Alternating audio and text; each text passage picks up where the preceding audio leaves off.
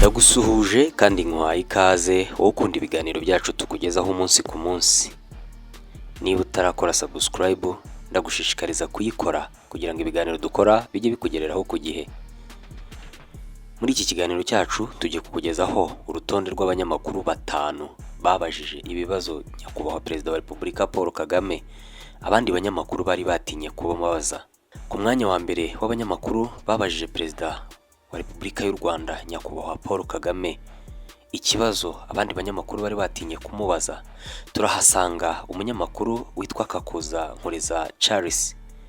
Kakoza ni umunyamakuru wamamaye ku izina rya KNC, izina rimaze kumenyekana cyane mu Rwanda ndetse no mu karere kubera ibikorwa bye.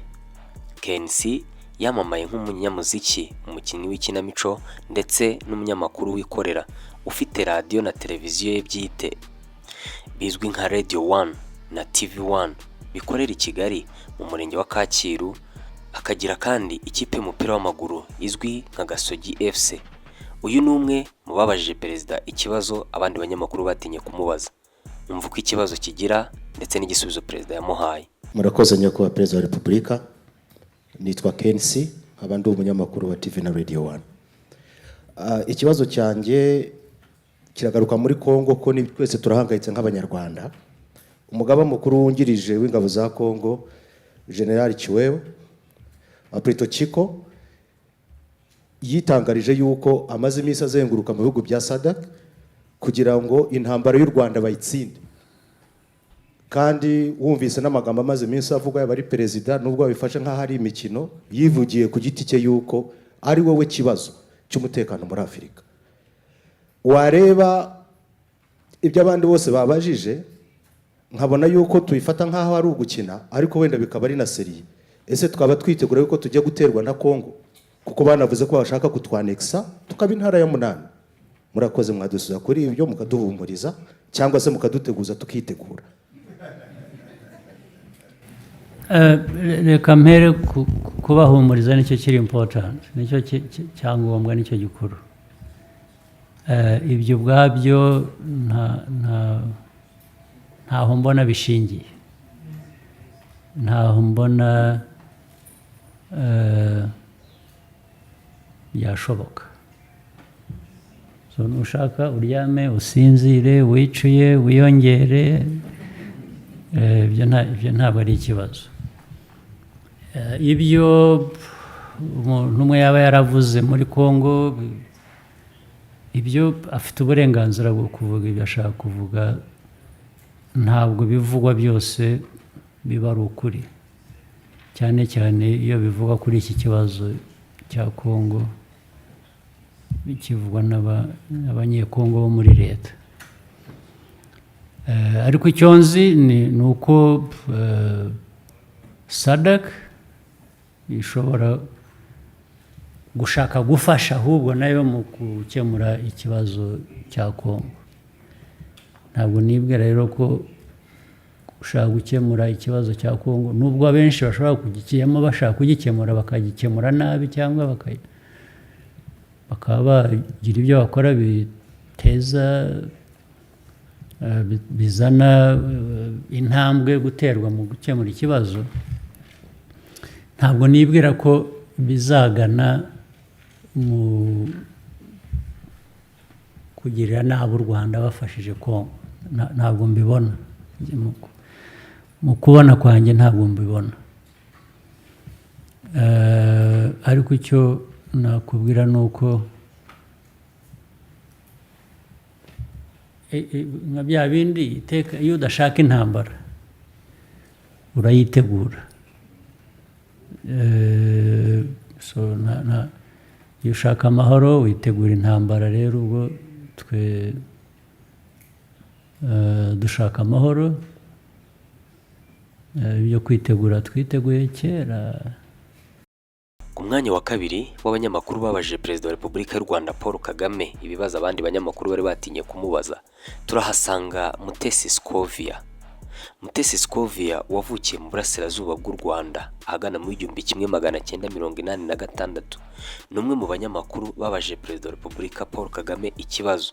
Kuri ubu ngubu Mutesi Scovia atuye mu mujyi wa Kigali kandi akaba afite impamyabumenyi mu by'imenyamuntu ndetse kuri ubu ngubu akaba akora nk'umuyobozi w'ikinyamakuru Mama w'urwa Gasabo.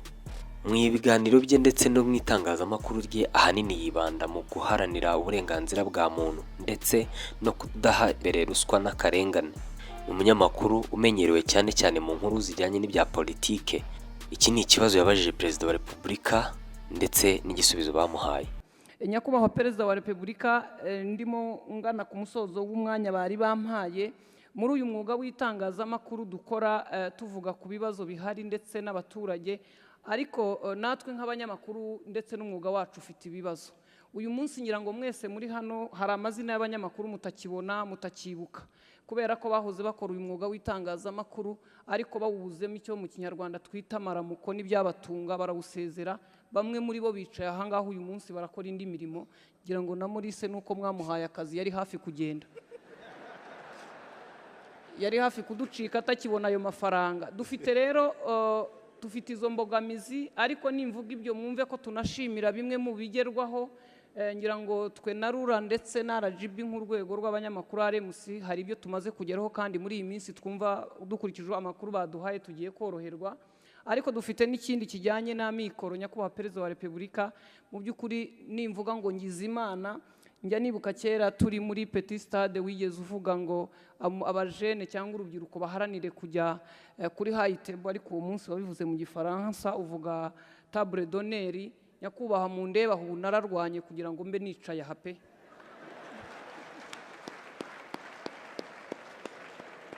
Nararwanye kandi ndashima ko zimwe mu mvugo zawe n'ibikorwa bituma numva mfite imbaraga zikomeye zo gukomeza kurwana kugira ngo n'igihe gitaha nituba tutakibasha kwicara hano abadukomokaho n'abatwumvise bazakomeza. Umwuga w'itangazamakuru ufite ibibazo biteye bityo. Icya mbere nabo banyamakuru bagenda, icya kabiri bahunga mikoro, ariko ndatanga urugero. Uyu mushyikirano nahoze mvuga ngo abankurikiye hano mwese mu following Mama rwa Gasabo online cyangwa se kuri televiziyo nayo muyishyireho muyirebe. Ariko nyakubahwa ndagira ngo nkumenyeshe ko abanyamakuru bari hano bose bafashije abanyarwanda kumva ibiganiro urimo ugirana nabo.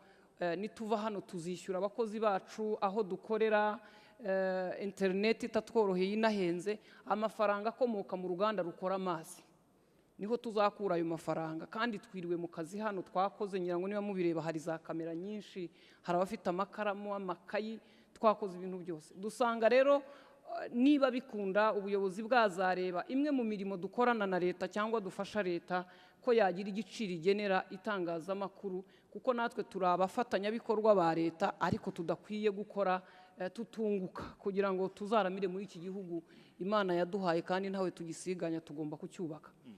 Hakarebwa niba hari uburyo buhari, kandi n'impamo ya Mungu ibyiringiro byo ndabifite ko buryo buzaboneka.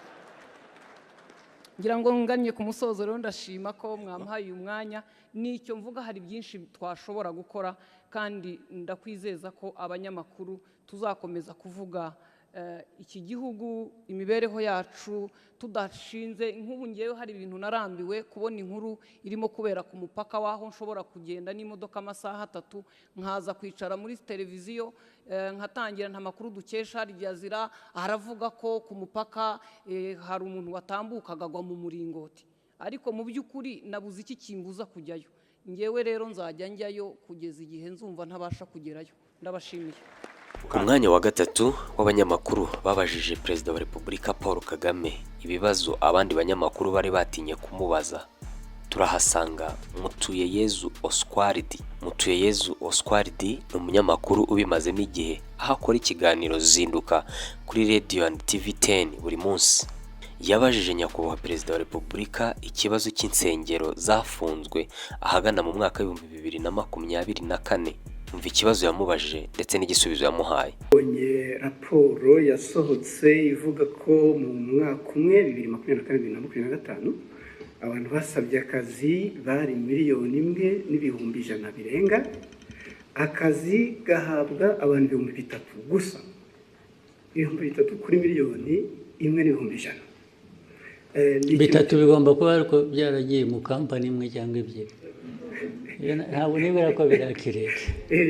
Noneho mu mpamvu zimwe zibitera inzego za leta zimwe zishyira ku isoko imirimo zigakoresha ibizami abantu bagatsindira akazi ntibabashyire mu myanya. Hanyuma abavuga ni mu nzego za leta. Yego, mu nzego za leta. Inzego za leta hakwiye kubamo n'abakeya kurusha abo ngabo. Hakwiye kubamo bakeya kurusha 3,000. Leta bose barajyamo bashaka iki? Miliyoni imwe urayishyira muri leta igihe ikora iki? Nyakubahwa Perezida wa Repubulika, ikibazo ntabwo ari uwo mubare w'abakora muri leta, ahubwo abo bavunika bakora ibizamini ntabwo bose babikoze n'abiyandikisha basaba akazi. Ababikoze ntekereza ko bagera muri 500. No kugira ngo baringanize. Ariko harimo imvune, hari abakoresha ibizamini wenda nko mu karere kamwe ka Nyagatare ugasanga ikizamini kiri kubera i Musanze. Hari n'umudepite ejo bundi wavuze ati kugira ngo duce intege abo basaba akazi bakina hajyeho amafaranga ku bashaka akazi. Ibyo byo ni mismanagement, ni imikorere itariyo. Ibyo nyine babishyira ku murongo, ibyo bishobora gukosorwa, ntabwo ari ikibazo kinini cyane. Hanyuma ikindi Nyakubahwa Perezida wa Repubulika, ibirebana n'insengero, abanyirinsengero basabwe kugira ibyo bavugurura, barabivugurura bashyiramo amafaranga, nabyo bigiye gusaza zitarataha. Iyo bibagewe nta nsengero nafungura nimwe. N'ibyo dukora tubikora nyine byose kugira ngo abantu nayo insengero muri development, muri ibi byose twavugaga intambara ziri ku isi na survival y'igihugu, insengero zifitemo uruhare nazo ziratanga akazi se. They are just cheating. Abenshi they are just cheating. Ariko mubahehe mwebwe, ngewe ibyo mbona ko ari abantu huzuyemo ububande gusa, kurwana n'ababande bari mu churches nabyo nta mpuhwe mbifitiye na busa rwose. Ariko mwebwe abakoroni barabarindagije, namwe murarindagira. Ubu twirwe tuganira ibintu bya church, isengero wagiye mujye guhinga, mworore, mujye gusenga nushaka usengere kuri telefone. Churches aho byaturutse ntuhazi, churches ahantu hose ziri, ahubwo ndetse buriya nuko dushaka gushyira ibintu mu kuri, ntitudashaka guhutaza abantu, tugira kwigisha naho hafunzwe nke. Ikibazo kirimo Nyakubahwa Perezida wa Repubulika, kubera hari uturere tumwe zifunguye, abaturage baturuka mu turere aho zifunze bajya gutera umubyigano. Naho tuzazifunge ahubwo. Yes, aho ziri ubwo tuzazifunga, bajye basengera mu rugo rwose. Iri senga Abanyafurika mwara. Niba munyemera ikindi kibazo kimwe kirebana n'inyambo, ejo bundi mwagabiye Emile wa Katari inyambo, Albert Rudatsimburwa twaza tuganira avuga ati birakwiye ko inyambo zishyirwa mu murage w'igihugu ku buryo buri official. Ibyo bintu mwese mubitekerezaho bizakorwa ryari? Muzabitekerezeho mwebwe. Muzabitekerezaho mubikore. Njye mfite inyambo ndazitunze, ndishimye. Uko muzazigenza migirire gute, ibyo birabareba. Yes, njye nzatunga ngabe, nishime, nyambo ko ari amateka yacu se. Mwe mukora akazi ko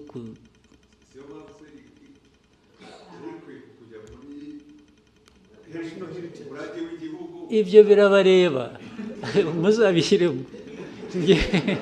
Ngewe ntabwo ngiye kubishyiriramo kubera ko ndi umworozi. None se ntufite uko communicating na leta? Mwe muzabikurikirana, ibyo birabareba.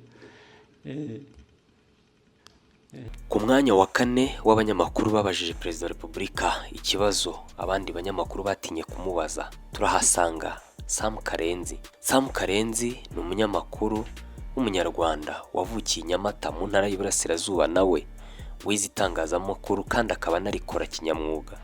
Sam Karenzi wize itangazamakuru akanayobora amaradiyo agiye atandukanye, yayoboye radiyo 10, radiyo Salusi, radiyo Fine FM, kuri ubu ngubu akaba atunze radiyo ye bwite yitwa SKFM yashinze muri Gashyantare 2025. Nawe n'umwe mu bagize ikibazo babaza Perezida wa Repubulika, umva ikibazo yamubajije ndetse n'igisubizo bamuhaye. Sam Karenzi, I work for SKFM. My question is about Rwanda and the Arsenal deal through Visit Rwanda initiative. Arsenal. Oh, we won last night. did you see it?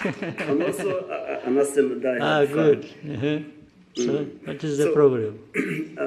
After 8 years working with Arsenal through Visit Rwanda, they recently announced that they won't be renewing the contract.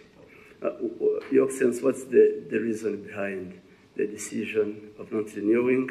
And if you can tell us about some news around that. I mean, 8 years is not a short period, I think you understand. Sure.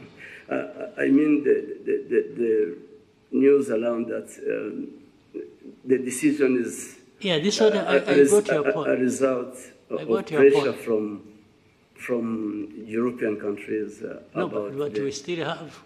We have Atletico Madrid, we have PSG. So these are European countries. They are based in European countries. So that can't be the issue. But the issue is when maybe sometimes, while for me, and I will continue, it has nothing to do with the contract. I will continue being Arsenal fan, of course. I even go and watch in their stadium football when I have time and so on. But a partnership like that one we had been having for 8 years is a commercial partnership. A commercial partnership can be reviewed on different grounds.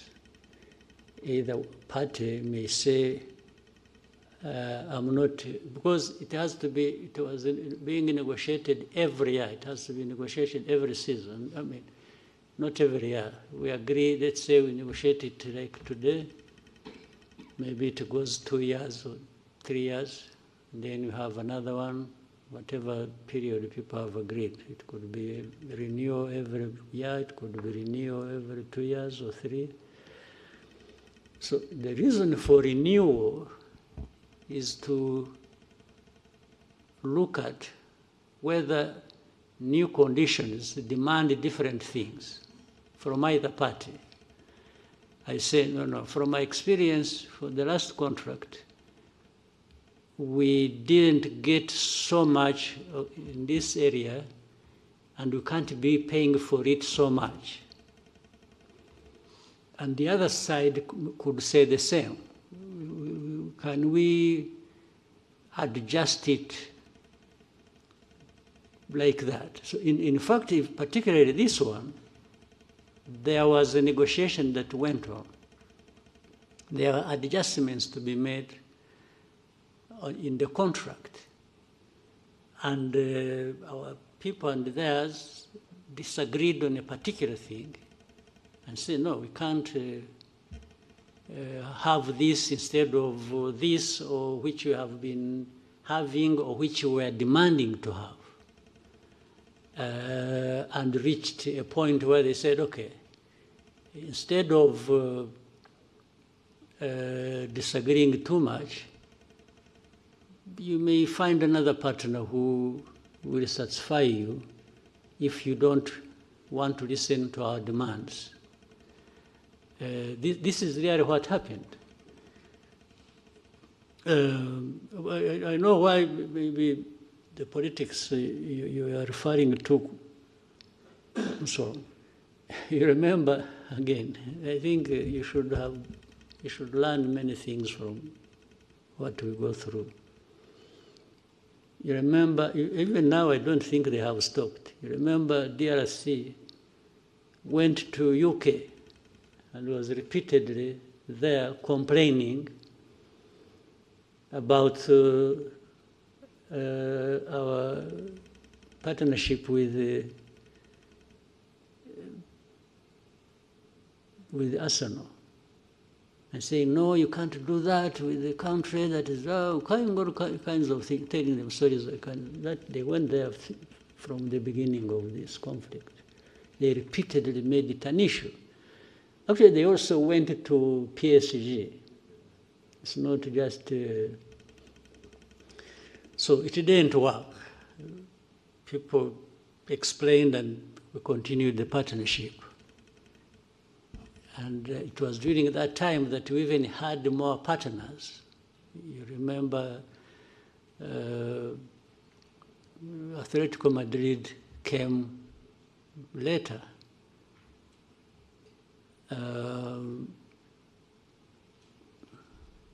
What is interesting, when it failed, when the DRC efforts failed, they started looking for clubs to have partnership with.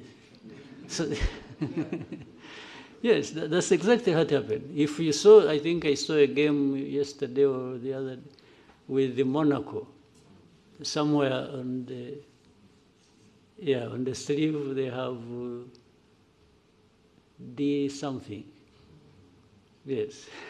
So you can see you are attacking a partnership and you are saying this, when you fail, you go looking for a similar thing. So which shows really they were doing it just to malice Rwanda, not because there was anything wrong with this partnership. Unless we want to overstretch it and assume that among the people who have influence or who are part of the authorities to decide were Tottenham fans. So you can understand they would want to kill this one. So that is what happened. There's nothing dramatic about it. But at the same time, by the way, if this partnership doesn't work, it means we have opportunity with this money, because it is commercial, we are paying, to open up for another partnership somewhere else. You've seen how we've been even going to, as far as the United States, we are having beautiful partnerships with the NFL, with the NBA, and more will come. Yes. By the time we realize, we are into many other partnerships. Ku mwanya wa gatanu w'abanyamakuru batanu babajije Perezida wa Repubulika ikibazo abandi banyamakuru bari batinye kumubaza, turahasanga uwitwa Bagirishya Jean de Dieu uzwi ku mazina ya Jado Castari. Ni umunyamakuru, umutoza wa siporo muri volleyball, yahoze ari umuyobozi mu ishyirahamwe ry'umukino w'amaboko mu Rwanda, aho yari umuyobozi wungirije wa volleyball FRVB, ndetse akaba ari na rwiyemezamirimo nk'aho yashinze insakazamajwi cyangwa se radiyo ye yitwa BNB Kigali FM, ayifatanyije na mugenzi we David Bayingana. Umva ikibazo yabajije nyakubahwa Perezida wa Repubulika ndetse n'igisubizo yamuhaye. Murakoze nyakubahwa Perezida wa Repubulika. Biriya abantu mwagarutseho nyakubahwa Perezida wa Repubulika muri iyi minsi, ahubwo nyuma ya COVID biragaragara ko intambara zishingiye ku kwigwizaho imitungo zongeye kuba nyinshi. Ingaruka zimwe za hafi nuko uko ibikomoka kuri peteroli birimo guhenda, ibihugu nk'icyacu bidakora ku nyanja ndetse tukaba twinjiza byinshi birenze bisohoka, cost of living nyakubahwa Perezida wa Repubulika irimo irazamuka.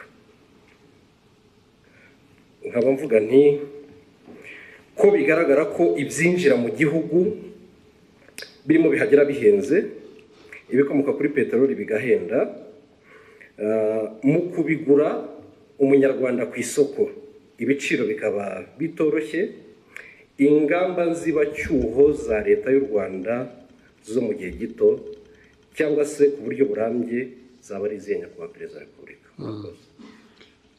usibye ibyo bibazo biriho kandi bimwe byumvikana tugomba guhora dushakira umuti, reka tubanze tunahere gusubiza amaso inyuma urebe aho tuvuye n'aho tugeze, n'ubukungu actually buhora bukura buri mwaka. Ubu turi mu mbere ku isi bafite ubukungu bukura, nuko ari igihugu cyangwa ari ubukungu bukeya gusa, ntabwo ari igihugu kinini, ntabwo ari ekonomi nini, igihugu gitoya ariko ubukungu bwacu buhora bukura buri mwaka. N'umwaka ushize n'uyu nguyu biragaragara ko turagenda tujya hejuru iteka ya 7.7%. Ntabwo ukwiye kwibwira ko biva ku busa. Niyo urebye n'imibereho y'abaturage mu myaka 20 ishize yakomeje irushaho, abaturage umubare wabo uriyongera, ariko n'imibereho yabo igenda yiyongera, byaba buhoro gato, byabaho byihuta, ariko biriyongera, ntabwo bisubira inyuma. Ibijyanye rero n'ibyo bijyanye n'ubukungu ku buryo bw'ibyinjira ibisohoka bavugaga, ingamba ya mbere ni ukugira ngo ibyo twohereza hanze birute ibyo tuvana hanze, nibyo byatuzamurira ubukungu kurusha, tugatubura agaciro, tugatubura n'ubwinshi bw'ubukungu. Izo nizo ngamba. Buri kintu cyose dukora biva mu bintu byinshi bitandukanye. Iyo ugiye kureba no mu bukerarugendo, igihugu gisurwa, abantu bava hanze mu mwaka nyirango ushize barenze miliyoni n'ibihumbi 300 cyangwa 400, amafaranga avuyemo arenga miliyoni 600. Ibi byose ni ibintu dushaka ko bikomeza gukura, ariko birakura harimo ikibazo cyo kirahari kijyanye nuko ufata ibyo ufite ubu ukabigeranya n'ibyo ukeneye ubu, usanga ikinyuranyo ari kinini nyine. Ariko niyo mpamvu abantu bagomba guhora bakora uko bishobotse mu bintu byose. Rero guteza imbere inganda, guteza imbere ubucuruzi ndetse bw'ibiva hanze bukaza bwubaka ibyo dukora mu gihugu. Hari ibintu byinshi tumaze kunyuramo byari bikwiye kuba bitwigisha uko dukwiriye kuba tubikora. Icyo navuga rero ni ugukorana, ni ugukorera hamwe, kugira ngo abaturage n'abatwumva bumve ko ingorane zo zirahari, ariko inzira irahari yo kuzivamo, kandi hari ibikorwa bigereranyije ndetse n'ahandi usanga turi mu ba mbere bagenda bagerageza gukora ibishoboka. Reka nkushimire wowe ukunda gukurikira ibiganiro byacu tambuka kuri JONI TV show. Niba utarakora subscribe yikore, kugira ngo n'andi makuru tugenda tukugezaho umunsi ku munsi ajye uba mu ba mbere agezeho, kandi ujye uduha ibitekerezo kugira ngo tukubwire n'izindi nkuru wifuza kumenya. Imana ibarinde.